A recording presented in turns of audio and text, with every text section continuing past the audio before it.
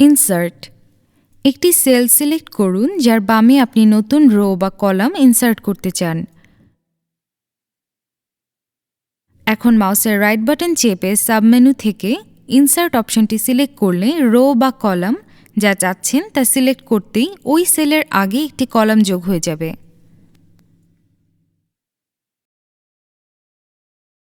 Delete আপনাকে select করতে হবে আপনি যে পরিমাণ সেল, রো বা কলাম বাদ দিতে চান। এরপর মাউসের রাইট বাটন ক্লিক করে ডিলিট অপশন চাপতেই রো বা কলাম ডিলিট হয়ে যাবে।